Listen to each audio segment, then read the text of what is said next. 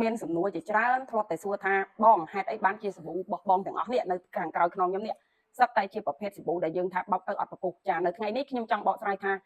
រូបមន្តរបស់ខ្ញុំគឺខ្ញុំយកទៅតាមប្រភេទនៅខាងប៉ែអឺរ៉ុបក៏ដូចជាខាងប្រទេសជប៉ុនឬក៏កូរ៉េគឺគេលែងផ្ដោតទៅលើរឿងពពុះទៀតហើយអ្វីដែលគេផ្ដោតគឺទៅលើពាក្យថា clear និង clean អញ្ចឹងសាប៊ូនេះខ្ញុំអត់យករូបមន្តដែលមានពពុះទេអញ្ចឹងគឺ concept របស់ខ្ញុំយកទៅតាមនៅលើអ្វីដែលគេកំពុងតែដើរនៅពិភពលោកគេកំពុងតែនាំគ្នាធ្វើពាក់ព័ន្ធនឹងការថែរក្សាបរិស្ថានការសន្សំសំចៃផ្សេងៗចាអញ្ចឹងនៅទីនេះខ្ញុំចង់ជម្រាបបងប្អូនថាការ clear clean ហើយនឹងអត្ថប្រយោជន៍សាប៊ូរបស់ខ្ញុំមានដល់ទៅ4ចំណុចនៅក្នុងការសន្សំអញ្ចឹងឧទាហរណ៍ថា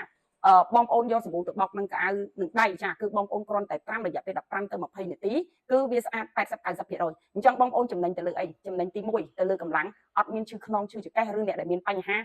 ខ្ជិលច្រអូសឬក៏អ្នកដែលមានបញ្ហាគាត់មានឈឺដៃឈឺអីគាត់ពិបាកទៅអង្គុយយីគឺអត់ទេនេះជាអត្ថប្រយោជន៍ទី1ដែលយើងចំណេញគឺចំណេញកម្លាំងទី2គឺយើងចំណេញទៅលើពេលវេលាយើងអត់អង្គុយចំណាយពេល1ម៉ោង2ម៉ោងទៅបោកកៅអៅដូចមុនទេអញ្ចឹងបងប្អូនអាចដាក់ត្រាំវាចោលរយៈពេលកន្លះម៉ោង1ម៉ោង15នាទីស្រេចចិត្តប៉ុន្តែពេល15នាទីពេល1ម៉ោងពេល2ម៉ោងដែលបងប្អូនកំពុងតែយកពេលកន្លងមកចំណាយពេលនៅក្នុងការបោកពួកនេះបងប្អូនអាចទៅផ្សារក៏បានបងប្អូនអាចធ្វើម្ហូបក៏បានបងប្អូនស្ត្រីដែលគាត់អាចនឹងរវល់ការងារមើលកូនក៏បានចាស់ដាក់បំពេកូនអីឲ្យគេក៏បានចាស់នេះគឺជាអត្ថប្រយោជន៍ទី2ដែលសាប៊ូយើងផ្ដល់នៅអត្ថប្រយោជន៍ក្នុងការចំណេញទី3គឺសន្សំសំចៃទឹកអញ្ចឹងបានន័យថាបងប្អូនបោកហើយអត់ចាំបាច់ថាទៅលាងតតែ4-5ទឹកបានជំរះកៅអៅនឹងស្អាតអីគឺអត់ទេអញ្ចឹងត្រឹមតែលាងជំរះសាប៊ូ1ទឹក2ទឹកគឺកៅអៅស្អាតគ្មានជាតិម្សៅសាប៊ូជាប់ប្រទេសកតានឹងជាមួយនឹងសម្លៀកបំពាក់យើងដែលបង្កឲ្យយើងមានបញ្ហារោលកទួលលាមាស់មានបញ្ហាអាឡែស៊ីទេអញ្ចឹងបើសិនជាមានបញ្ហាទាំងអស់នឹងជាប់នឹងកៅអៅប្រកាសណាស់បងប្អូនប្រកាសជាតរោថ្នាំលាបអីអាឡែស៊ីនេះគឺជាការខាត់បងប្អូនដែរទី4បើសិនជារូបមន្តមួយនេះគឺសន្សំបានទាំងពេលវេលាទាំងកម្លាំង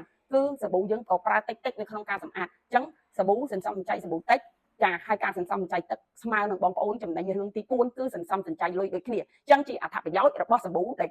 ខ្ញុំធ្វើនៅក្នុងពេលបច្ចុប្បន្ននេះគឺដើរទាន់ពិភពលោកដែលគេកំពុងតែធ្វើចាហើយអ្វីដែលផ្ដោតសំខាន់នោះគឺការថែរក្សាបរិស្ថានអញ្ចឹងបើយើងមិនខ្ជិះខ្ជាយទឹកហើយសាប៊ូនេះខ្ញុំបញ្ជាក់ណាបងប្អូនបោកហើយបង្ហូរទឹកទៅចំដើមផ្កាដើមឈើអីអត់ធ្វើឲ្យដើមផ្កាដើមឈើនឹងងាប់ដោយសាប៊ូដែលបងប្អូនប្រើកន្លងមកមានសភាពក្តៅកាន់ទៅក្តាប់ទៅក្តៅដៃអាលៀកដៃឬក៏មានបញ្ហារោគទទួលរមាស់គឺអត់ទេប៉ុន្តែអ្វីដែលយើងអត់មានគឺចាញ់សាប៊ូនៅលើទីផ្សារគឺតែមួយគត់គឺសាប៊ូយើងអត់ពពុះតែវាជាអ្វីដែលខ្ញុំកំពុងតែចង់ឲ្យបងប្អូនផ្លាស់ប្ដូរពីមុនយើងធ្លាប់ប្រើអ៊ីនធឺណិត 3G យើងអាប់ដេតឡើង 4G យើងអាប់ដេតឡើង 5G ឥឡូវមែនទេបងប្អូនអញ្ចឹងសូមឲ្យបងប្អូនអាប់ដេតហើយគិតថែរក្សាបរិស្ថានទាំងអស់គ្នាហើយអ្វីដែលជាចំណុចដែលខ្ញុំចែករំលែកចំណេញរឿង4យ៉ាងហើយមួយទៀតមិនមែនតែចំណេញរឿង4យ៉ាងហ្នឹងទេគឺផ្ដោតទៅលើការថែរក្សាបរិស្ថានអញ្ចឹងរួមគ្នាធ្វើនៅក្នុងការថែរក្សាបរិស្ថានសន្សំសំចៃទាំងពេលវេលាទាំងកម្លាំងទាំងថវិការបស់បងប្អូនពីព្រោះបច្ចុប្បន្នយើងកំពុងតែមានបញ្ហាសេដ្ឋកិច្ចដូចគ្នាអញ្ចឹងជាអ្វីដែលខ្ញុំកំពុងតែជួយបងប្អូននៅចំណុចតូចៗនៅក្នុងការសន្សំសំចៃត្រឡប់